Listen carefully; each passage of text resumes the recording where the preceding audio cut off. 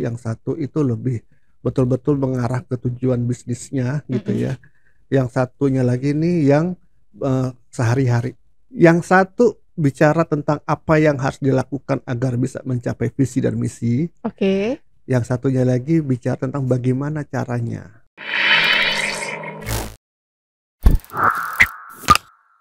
Halo teman-teman, kembali lagi dengan saya Aisyah di YouTube channel Coaching for Business. Gimana nih teman-teman kabarnya? Semoga teman-teman selalu dalam keadaan sehat ya. Nah, hari ini aku mau bahas nih teman-teman mengenai perbedaan strategi atau taktik. Kalau kita mau mendirikan bisnis, apa dulu ya yang harus diperhatikan? Strategi atau taktik dulu? Nah, daripada bertanya-tanya, kita langsung bahas bersama coach kita. Yuk, kita sapa dulu yuk coachnya. Halo Coach Adit. Halo Aisyah. Halo Coach, sehat Coach? Alhamdulillah. Alhamdulillah, masih Bukan semangat hanya banget sehat tapi gerah. Gerah. Emang abis ngapain nih Coach Adit? Minum kopi. Minum Kopi panas. Coach, aku mau nanya nih Coach hari ini. Aku pengen tahu nih, mungkin teman-teman juga penasaran nih, apa bedanya strategi atau taktik sih Coach? Itu emang dua hal yang beda ya? Kita bicara strategi dan praktik ini dalam konteks berbisnis kan ya. Betul. Gitu. Karena mungkin beda lagi dengan strategi taktik yang di dunia olahraga gitu ya. Oke, kita ranahnya ke bisnis ya Coach ya. Oke, jadi dalam berbisnis itu ada namanya strategi, ada namanya taktik gitu ya. Nah, ini kita bicara teorinya dulu deh gitu boleh, ya. Coach. Saya mau jelasinnya sih secara bahasa awamnya deh gitu ya. Di strategic management itu ada yang namanya strategi bisnis lah, apa segala macam gitu ya. Nah, kalau menurut saya strategi taktik itu dilihat perbedaannya itu adalah yang satu itu lebih jangka panjang ya, yang satu itu lebih betul-betul mengarah ke tujuan bisnisnya gitu ya. Yang satunya lagi nih yang sehari-hari gitu. Oke. Yang satu bicara tentang apa yang harus dilakukan agar bisa mencapai visi dan misi. Oke. Yang satunya lagi bicara tentang bagaimana caranya. Kamu misalnya, apa yang harus dilakukan, apa saja harus kamu lakukan supaya target penjualan tercapai? Ya, kita harus promosi-promosiin itu dengan cara ada menghubungi customer, terus melakukan webinar, memaintain customer-customer yang lalu gitu Coach. Nah, menghubungi customer sekarang. Baru deh, bagaimana caranya menghubungi customer? Oh, langkah-langkah menghubunginya Taktiknya, gitu Coach. ya. Oke. Jadi kelihatan ya, yang satu tuh lebih yang jangka panjang atau yang lebih menyeluruh, yang lebih ke strategi apa ya, yang lebih ya strategi itu ya. Strategi itu yang jangka panjang, yang menyeluruh gitu loh. Yang memang yang harus dilakukan. Yes. Kalau yang taktik bagaimana spesifiknya melakukannya. Berarti kalau kita kan bisnis itu yang didahulukan apakah strategi dulu Coach? Gini, jadi tadi balik lagi ya, kalau satu jangka panjang yang strategi, yang taktik itu jangka pendek yang bagaimana cara melakukannya, yang spesifik gitu ya. Dan biasanya bagaimananya ini bisa lebih banyak berubah ketimbang strategi dong gitu kan. Berarti, bagaimana melakukannya, misalnya kamu strategi tetap sama, misalnya menghubungi customer, ya memperkenalkan produk itu ya. Tapi caranya kan bisa beda-beda gitu, how to-nya bisa beda-beda. Yang penting memperkenalkan produk gitu kan. Nah, sama nih gitu ya. Kalau ini strategi jangka panjang, suatu hal yang harus dilakukan secara umum gitu ya, dan jangka panjang dan menyeluruh dan langsung berkaitan dengan visi misi dan target perusahaan gitu ya. Targetnya perusahaan. Kalau taktik dia lebih yang jangka pendek, yang sehari-hari gitu ya. How to-nya bagaimana melakukannya. Nah, yang mana yang harus dilakukan duluan? Yang harus ditentukan duluan maksud itu adalah strategi dulu gitu strategi ya. Karena itu jangka panjang ya Coach ya. Iya, ini maksudnya jangka panjang itu kita harus membuat range waktu sampai berapa lama sih Coach? Ya itu beda-beda ya gitu. Kalau UMKM mungkin bahkan mungkin setahun itu aja mungkin strategi tuh gitu. Kalau ini kita bicara secara praktisnya ya. Walaupun secara teorinya mungkin jangka panjang itu ya bisa 10 tahun ke atas gitu ya. Tapi kalau dalam hal UMKM kita bicara ya, itu tahun depan itu aja udah jangka panjang gitu. Tapi taktiknya itu mungkin dalam bulan per bulannya gitu loh. Rentangnya gitu. Itu teorinya sih gitu ya. Selama ini teorinya yang diajarkan mungkin ya dalam pelatihan-pelatihan bisnis atau sekolah atau dimanapun, buku-buku gitu ya, bikin strategi dulu. Nah, pengalaman saya secara praktikal gitu ya, orang yang baru memulai bisnis dari nol gitu ya, itu nggak sempet sih dulu mikirin visi misi misalnya. Oh, dari pengalaman Nggak Coach pernah Adit. ada tuh mereka memikir visi misinya dulu. Oh, kenapa Yang emang penting Coach? mereka justru inginnya ya gimana supaya dapat duit gitu kan. Ya dong, kamu kalau mau bisnis nih, bisnis apa misalnya paling simpel, bisnis gorengan misalnya. Apakah kamu mikir dulu visi misinya apa gitu? Enggak sih Coach, yang penting jualannya laku, banyak yang Nah, beli itu gitu dulu sih. kan gitu. Lebih ke yang jangka pendek dulu gitu. Biasanya sih gitu ya. Kalau secara pengalaman saya ya, kalau UMKM itu apalagi yang baru nol, baru mulai dari nol nih maksud saya. Itu pasti yang penting dia yang justru taunya tuh saya harus jual apa dulu gitu loh. Saya harus jual apa dulu, baru setelah itu mikirin bagaimana cara memproduksinya, baru mikirin bagaimana cara menjualnya gitu ya. Pasti yang menjadi target utamanya adalah cash flow-nya dulu nih. Taktik yang terkait dengan pemasukan dulu yang dipikirin. Nah, kalau bisnis coaching yang saya lakukan itu sih memang belum pernah ya. Secara formal tuh belum pernah saya meng-coaching orang tuh dari nol. Berarti udah berjalan semua ya. Biasanya yang cocok, bukan yang cocok ya, yang selama ini saya coaching itu mereka yang minimal tuh sudah setahun 2 tahun dalam berbisnis gitu loh. Jadi mereka tuh udah ada basicnya. Nah, kalau udah 1 tahun 2 tahun mungkin sudah bisa tuh ya, saya coaching visi misinya segala macam, sampai bikin SWOT analisis, sampai bikin strateginya, baru di breakdown ke taktikalnya gitu ya. Tapi kalau yang baru nol belum, kayaknya emang harusnya sih udah ada visi misi sih, tapi selama ini tanpa ada visi misi dulu pun mereka ya bisa aja bisa gitu loh. berjalan ya Coach ya. Ya yang penting survival dulu nih, cash flow gitu ya. Yang penting batch pertama dagangannya tuh laku dulu gitu kan. Tapi idealnya itu gimana sih Coach emang? Ya idealnya tadi tentuin visi misi dan lain-lain, SWOT analisis, kemudian bikin strategi. SWOT analisis minimal lah ya. Ada lagi yang lain-lain tambah-tambahannya gitu ya. Misalnya melakukan uji pasar gitu ya. Kemudian bikin USP, unique selling proposition segala macam, baru bikin strategi. Wah gitu. Wah, baru panjang ya Coach panjang. ya. Tapi ya UMKM nggak secanggih itu sih pemikirannya. Mereka yang penting bikin produk, jual, ya batch pertama tuh maksud penjualan pertamanya tuh laku dulu, habis dulu gitu kan, baru nanti lanjut lagi. Setelah 1 tahun 2 tahun sudah kelihatan polanya, cash flow-nya sudah mulai stabil, tapi mereka merasa stuck dalam bisnisnya, baru tuh biasanya mereka cocoknya di coaching. Kalau yang masih nol itu mereka biasanya cocoknya ikutnya pelatihan bisnis ya. Pelatihan yang awal mula mendirikan bisnis nol ya, gitu ya Coach ya. Okay. Kalau di coaching tapi di coaching lebih kepada visi misi hidupnya. Ya, dikaitkan dengan berbisnis misalnya gitu ya. Misalnya visi misi hidupnya dia apa sih, dan bagaimana bisnisnya itu nanti akan bisa membantu merealisasikan visi misi hidupnya itu gitu ya.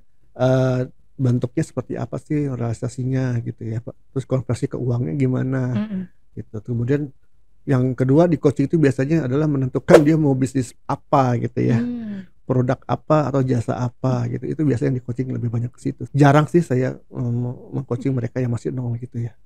Kalau ada pun pro bono biasa saya lakukan. Berarti dari pengalaman Coach Adit sendiri lebih ke yang udah menjalankan selama 1 tahun gitu ya Coach ya, baru melakukan sih, coaching. Minimal 1 tahun yang selama ini saya coaching ya. Bukan berarti coaching hanya cocok untuk meng-coaching business owner yang sudah berjalan setahun lebih gitu ya. Tapi itu yang experience pribadi saya sih itu. Mereka-mereka yang sudah setahun lebih ke depan. Oke Coach, kalau dari proses coachingnya itu, apakah klien-klien Coach Adit ada pengaruh baik dari hasil coaching itu Coach? Pengaruh baik pasti ada gitu ya.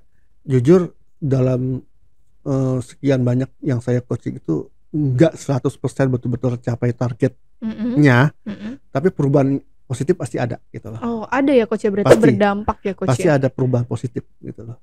Kalau saya katakan perubahan positif tuh ya, yang walaupun belum tentu perubahan positif itu bisa mencapai targetnya ya gitu.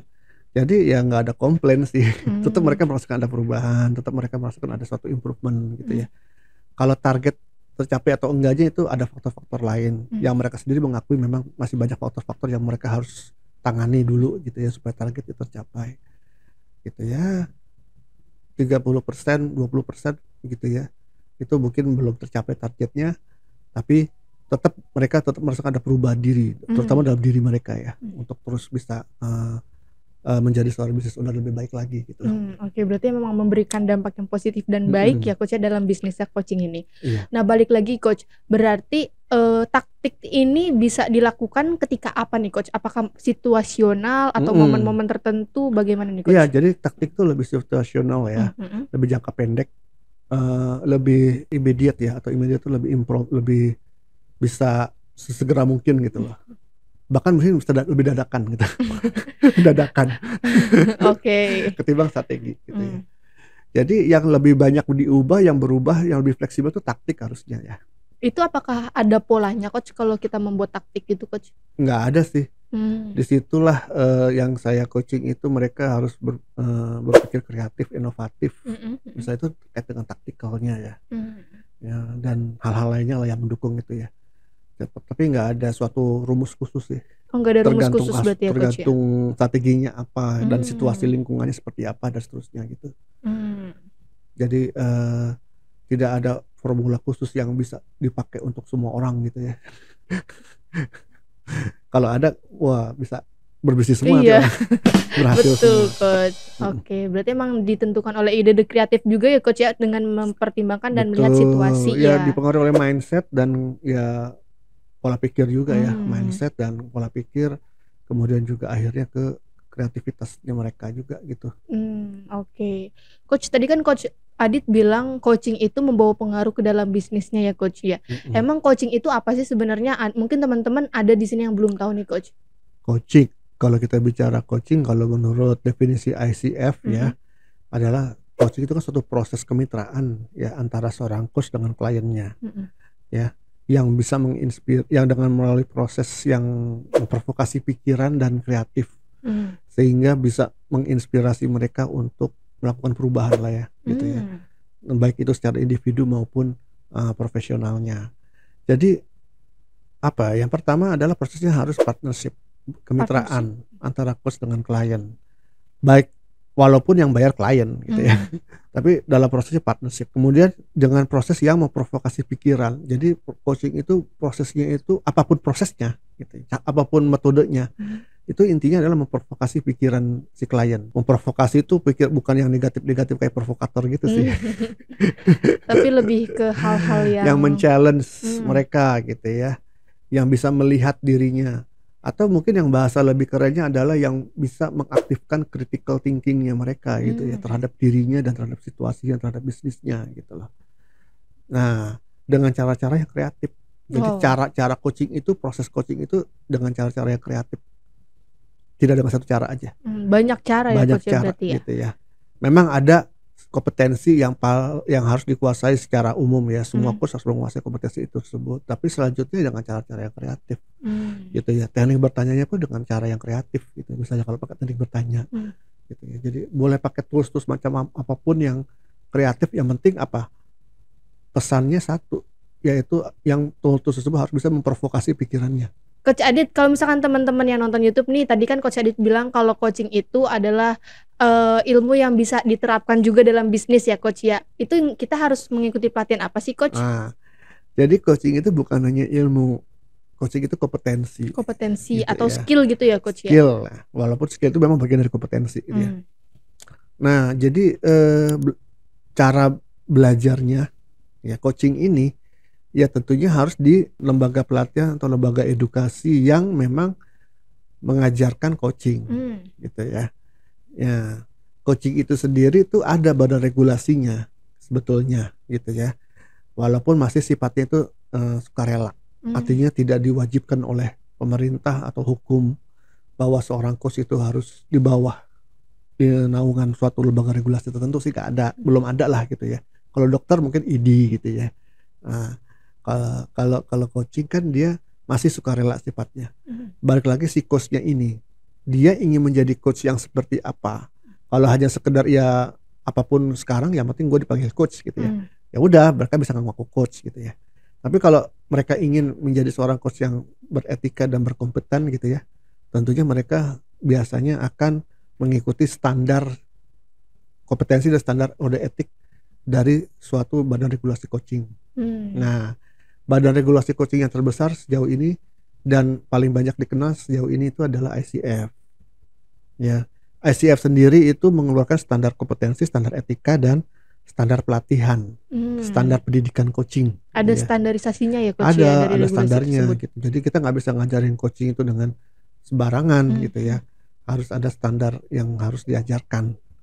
Nah kalau sudah ini ya standar ini gitu ya. Kalau misalnya standar ini diikuti oleh suatu lembaga pelatihan dan kemudian berhasil diakreditasi oleh ICF, artinya si lembaga pelatihan ini tuh sudah dianggap mematuhi ya standar kurikulumnya ICF, standar cara pengajaran ICF, berarti itu majalah pelatihan itu sudah dikatakan terakreditasi oleh ICF dan bisa mengajarkan coaching, ilmu dan kompetensi coaching ke orang banyak gitu ya, dengan cara yang beretika dan kompeten tadi gitu ya, agar coachnya juga beretika dan kompeten akhirnya. Jadi kalau mau belajar coaching ya saran saya carilah suatu lembaga pelatihan yang memang sudah diakreditasi oleh ICF, karena dengan begitu sudah menjadi suatu jaminan bahwa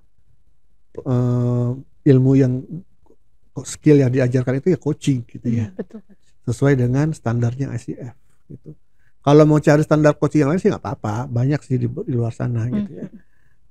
Cuman ya pastikan agar ya yang diajarkan itu memang standar coachingnya gitu ya, bukan pelatihan-pelatihan yang lain gitu ya, gitu deh.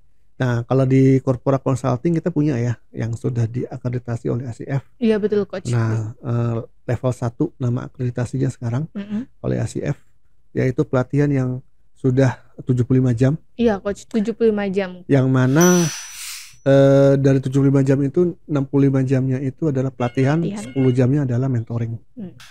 Ya, jadi silakan buka di www.corporaconsulting.com untuk melihat program sertifikasi coaching dari korporat yang berbasiskan ICF ya, yang ada logo level 1-nya.